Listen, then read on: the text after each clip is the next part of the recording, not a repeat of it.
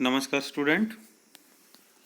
कल के लेक्चर में हमने कैरेक्टरिस्टिक्स ऑफ ट्रांजिस्टर उसके बारे में स्टडी करना स्टार्ट किया हुआ था और ड्यू टू अनअवॉइडेबल रीज़न जो वो कंप्लीट हमने नहीं किया था, उस लेक्चर को आज कंटिन्यू करेंगे और कंप्लीट करेंगे। पहले थोड़ा सा मैं आपको रिवाइज करवा देता हूँ। पहले बेसिकली थ्री टाइप्स के कॉन्फ़िगरेशन होते हैं: common collector, common base and common emitter. Generally common collector होगा, उसमें इनपुट बेस कलेक्टर से होगी, आउटपुट जो होगी एमिटर कलेक्टर सर्किट से होगी। कॉमन बेस में जो इनपुट होगी वो एमिटर बेस सर्किट से होगी और आउटपुट जो होगी वो कलेक्टर बेस सर्किट से होगी। इन केस कॉमन एमिटर तो इनपुट जो होगी बेस एमिटर से होगी और आउटपुट जो होगी किससे, कलेक्टर एमिटर से होगी। जो जनरली कॉमन एमिटर सर्किट होता है इसको जनरली हम एम्पलीफायर के लिए यूज करते हैं, और जो कॉमन बेस सर्किट होता है इसको एम्पलीफायर के लिए यूज हम नहीं करते हैं। क्यों? क्योंकि जो कॉमन बेस कॉन्फ़िगरेशन है उसमें जनरली जो गेन होती है वो नियरली 1 होती है, इसलिए हम कॉमन बेस को एज एन एम्पलीफायर यूज नहीं करते हैं। एज एन एम्पलीफायर अगर हमने यूज करना तो हम कॉमन एमिटर कॉन्फ़िगरेशन का यूज करते हैं प्रैक्टिकली, क्योंकि यहाँ पर हमें good voltage, current and power gain मिलता है। बाइसिंग जो होगी वो बेस एमिटर सर्किट को आपने ऑलवेज जो है फॉरवर्ड बाइस करना है, बेस कलेक्टर सर्किट को आपने रिवर्स बाइसिंग में रखना है। और जब इस टाइप की फॉर्मेशन होती है तो जनरली हमारे पास करंट का फ्लो सर्किट के इनसाइड से होता है।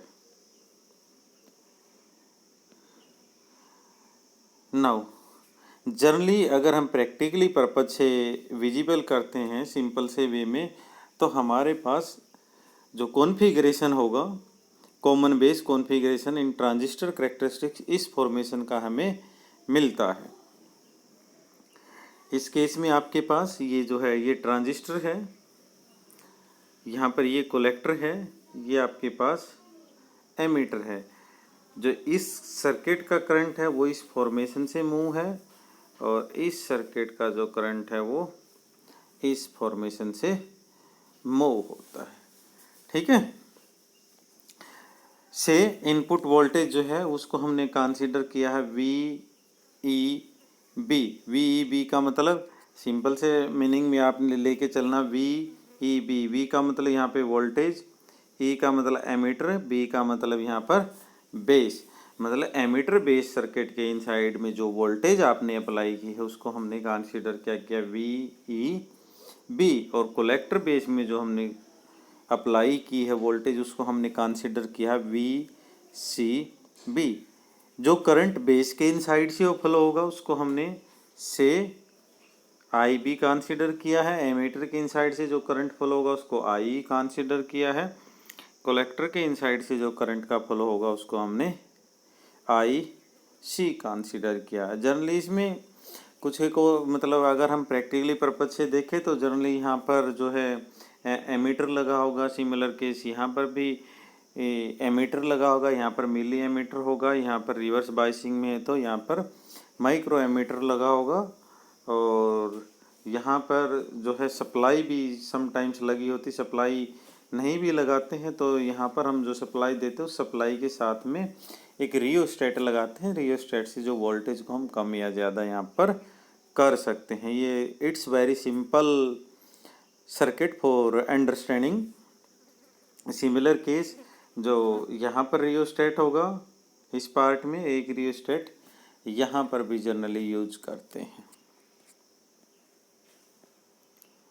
इन केस इनके कैरेक्टरिस्टिक्स की अगर हम बात करें, कॉमन बेस इनपुट कैरेक्टरिस्टिक्स। अब सीधा सा मतलब है जब हम इनपुट कैरेक्टरिस्टिक्स की बात करेंगे तो हम इस सर्किट की बात करते हैं जिसमें बेस एंड एमीटर होगा। दूसरे सर्किट को हम क्या लेके चलेंगे, हम जनरली कांस्टेंट लेके भी चलते हैं। तो इसके लिए अगर हम इस ग्राफ को प्लॉट करें जो इस कितनी आपने वोल्टेज दी है, जिसको हमने क्या लिखा, उस वोल्टेज को हमने लिखा वी ई बी, और उसके कोरस्पॉन्डिंग जो है कितना करंट फ्लो हुआ है, ठीक है। और किस कांस्टेंट वोल्टेज पे हुआ, जो कॉमन बेस के साथ जो है कलेक्टर का सर्किट को अगर हमने फिक्स किया तो मतलब क्या कि इनपुट सर्किट से हमने क्या मेजरमेंट ली इन केस अगर आउटपुट सर्किट को हमने कांस्टेंट किया है तो हमारे पास इस फॉर्मेशन का ग्राफ हमें मिलता है। जैसे जैसे एक पर्टिकुलर वोल्टेज तक तो हमें कुछ भी विजिबल नहीं होगा, जैसे ही इस पर्टिकुलर वोल्टेज के बाद हम वी ई बी, जिसको समटाइम्स हम कट ऑफ भी बोलते हैं, यहाँ के बाद क्या होगा कि ये ग्राफ जो है एकदम से इंक्रीज होना स्टार्ट हो जाएगा, लाइक डायोड फॉर्मेशन में, ठीक है। ये तीन डिफरेंट जो है करेक्टरिस्टिक्स ली है। इन केस अगर आपने कॉमन कलेक्टर बेस वोल्टेज को 0 वोल्ट पे फिक्स किया है, फिर 10 वोल्ट पे अगर आपने फिक्स किया, और फिर आपने 20 वोल्ट पर फिक्स किया, तो इस फॉर्म में जैसे जैसे आप वोल्टेज को इंक्रीज करते हैं, जो कांस्टेंट वोल्टेज हमने लिया है, चाहे उसको 10 लिया हो, चाहे आपने 20 लिया, 30 40, आप कितने भी वोल्ट लें, उसके कोरस्पॉन्डिंग जैसे जैसे आउटपुट सर्किट के आप वोल्टेज को फिक्स करके इंक्रीजिंग ऑर्डर में लेके चलते हैं, तो आपके पास क्या होगा कि जो वैल्यू है, जो वी ई बी और आई की वैल्यू, वो इस फॉर्मेशन से आपके पास चेंज हो जाएगी, ठीक है। ये सम इम्पोर्टेंट फार्मूलाज बेसिस पे यहाँ पे समझाया है। लाइक जैसे हमने कोई भी एक कांस्टेंट वैल्यू को कंसीडर किया है, जो हमने पिछले इनपुट कैरेक्टरिस्टिक्स के ग्राफ में लिया है, तो उसके लिए 2 पॉइंट हमने कंसीडर किए कि V E B two and V E B one, उनकी कोरस्पॉन्डिंग जैसे यहाँ पर जो वोल्टेज है, जब आपके पास कम वोल्टेज है तो जो करंट की भी वैल्यू है वो ये है। सिमिलर केस इसको बढ़ाया है आपने, तो यहाँ पर एक टाइम के बाद ये सेचुरेट हो जाता है, ठीक है, लेकिन कॉन्स्टेंट मतलब रहेगा। तो उसके लिए इनपुट जो रेजिस्टेंस की वैल्यू होगी, वैसे भी हम रेजिस्टेंस की बात करें तो V is equal to I R, Ohm's law के अकॉर्डिंग होता है V is equal to I of R. अगर हमने R निकालना तो हम वैसे भी क्या लिखते हैं, V डिवाइडेड बाई में V is equal to I R, तो V बाई में I इज इक्वल टू, हम R, इस R को इनपुट रेजिस्टेंस लिया तो हम इसको क्या लिख सकते हैं, आर आई हम ले सकते हैं।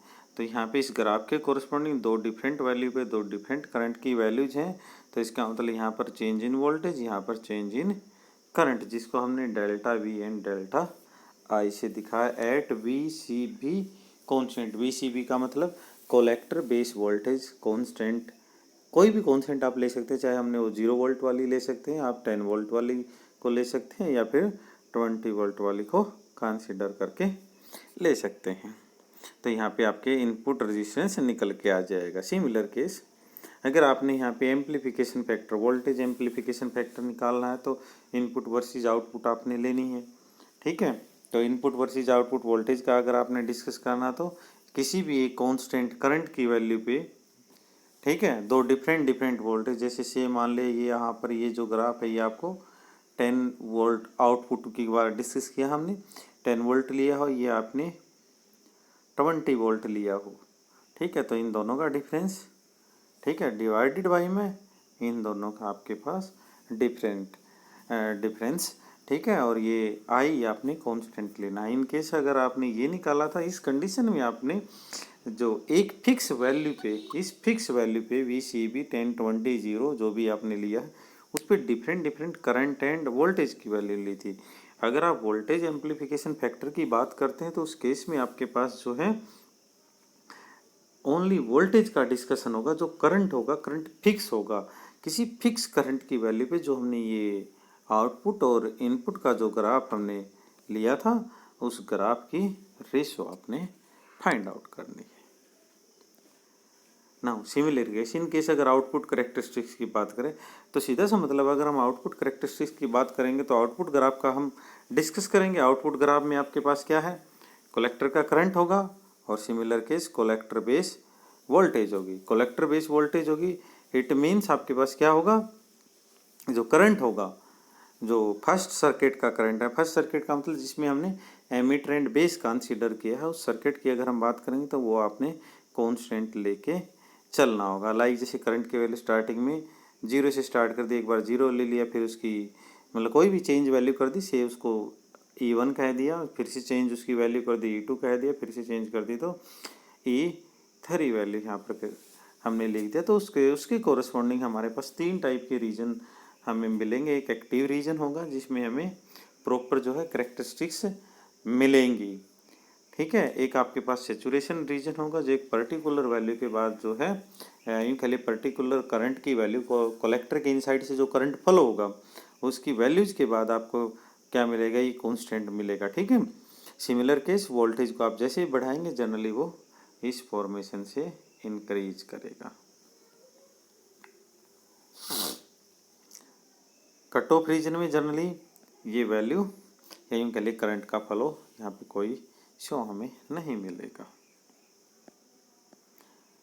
वही आउटपुट रेजिस्टेंस आपने निकालना, तो आउटपुट में जो करंट फ्लो होगा उसके कोरस्पॉन्डिंग जो आपके पास वोल्टेज है उनकी ratio.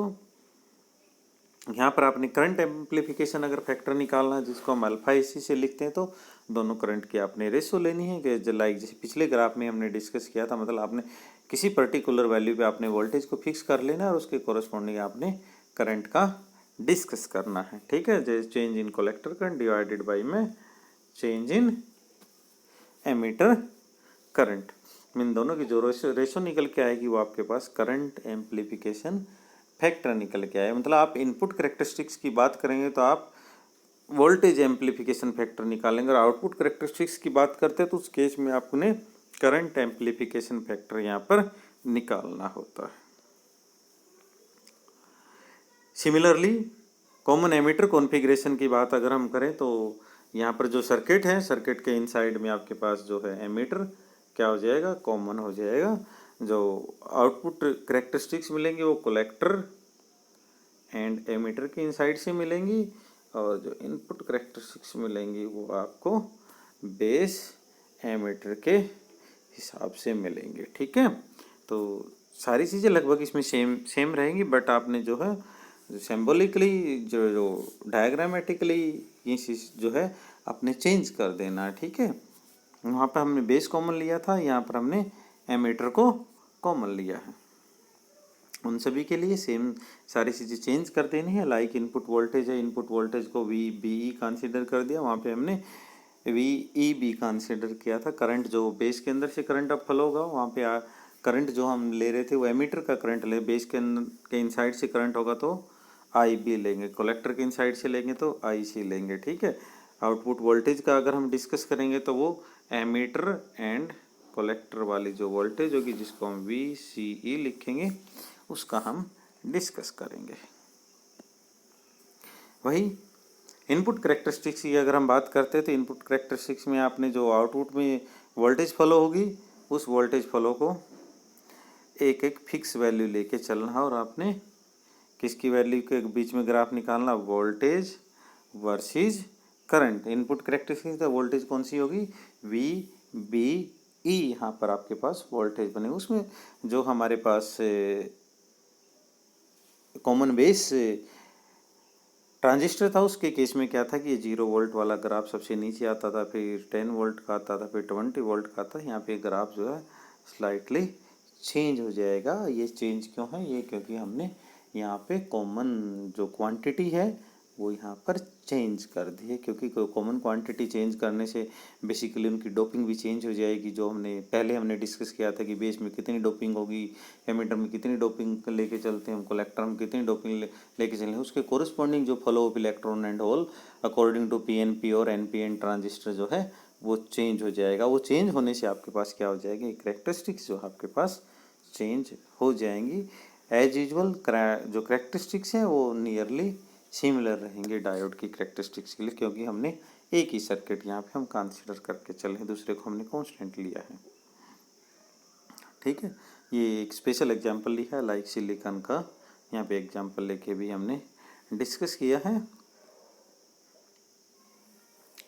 Now in case output characteristics की बात करें तो आउटपुट कैरेक्टरिस्टिक्स में भी आपके पास वही 3 रीजन बनेंगे, एक सैचुरेशन रीजन, एक कट ऑफ रीजन एंड एक आपके पास एक्टिव रीजन बनेगा। एक्टिव रीजन वो होगा जिसमें हमारा कंप्लीट सर्किट जो है वर्क करेगा। सैचुरेशन रीजन उसके बाद वो सैचुरेट हो जाएगा, करंट की वैल्यू फर्दर जो है वहाँ पर इंक्रीज नहीं होगी। कट ऑफ रीजन में आपके पास करंट नहीं होगा।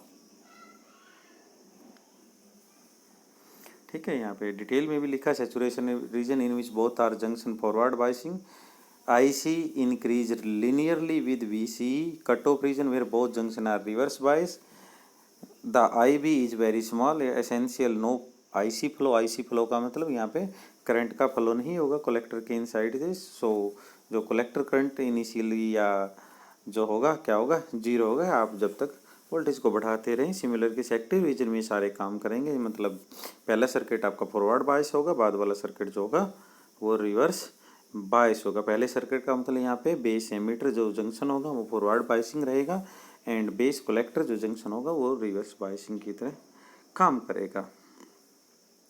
जनरली जो सैचुरेशन और कट ऑफ रीजन होता है उस रीजन में आपके पास जो है ट्रांजिस्टर एज एन स्विच का काम करता है, और जहाँ कहीं भी एक्टिव रीजन मिलेगा वहाँ पर जो ट्रांजिस्टर है वो एज एन एम्पलीफायर का काम करेगा। Now this is again some broad view of output characteristics। Generally simplest way में समझना हो तो कट ऑफ रीजन में जनरली यहाँ पे एक एग्जांपल या एक डायग्राम दिखाया गया, जैसे ये नल है, नल के अंदर से जो पानी का फ्लो है वो पानी का फ्लो क्या है हमारे पास करंट फ्लो है। ठीक है, जहाँ पर भी कट ऑफ होगा तो इसका मतलब नल के अंदर से पानी नहीं आएगा। पानी नल के अंदर से पानी नहीं आने का मतलब ट्रांजिस्टर के अंदर इनसाइड से करंट का फ्लो नहीं होगा। लीनियर रीजन जनरली वहाँ पे जस्ट ये ऑन होगा या इंटरमीडिएट स्टेट होगी। सैचुरेशन रीजन उसके बाद जनरली जो है फुल फ्लो ऑफ वाटर है। मतलब नल की बात करें तो अगर हम ट्रांजिस्टर की बात करें तो फुल फ्लो ऑफ करंट यहाँ पर हमें मिलेगा। करंट का मतलब आप चार्ज भी यहाँ पर कह सकते हैं। सिमिलर केस अगर हम कलेक्टर करंट की बात करते हैं तो उस केस में कलेक्टर करंट का हम पहले भी डिस्कस करके आए हैं। तो इस केस में आपके पास जो है किसके बराबर होगा, IC is equal to IC plus में IB आपको मिलेगा। ये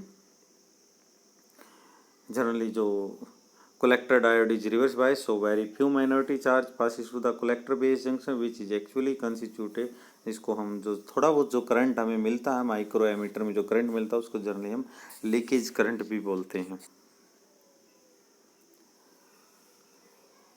ठीक है, और जो लीकेज करंट के साथ अगर हम टोटल उस करंट की बात करें तो IC is equal to alpha is जो हमारे हमने पहले निकाला था गेन फैक्टर होता है अल्फा IE प्लस में ICBO, this is the leakage current.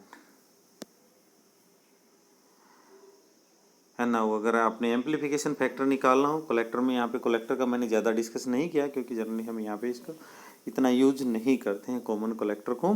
तो कॉमन कलेक्टर में भी अगर आपने करंट एम्पलीफिकेशन फैक्टर निकालना तो उसको हम गामा से लिखते हैं। करंट एम्पलीफिकेशन मतलब वही input versus output. Common collector है तो कॉमन कलेक्टर होगा तो एक सर्किट में जो करंट का फ्लो होगा वो एमीटर की साइड से होगा, दूसरे सर्किट में जो करंट का फ्लो होगा किसकी साइड से होगा, बेस की साइड से होगा। उन दोनों की जो रेशियो होगी वो गामा के बराबर होगी। मतलब change in current in emitter divided by change in current in base is equal to gamma.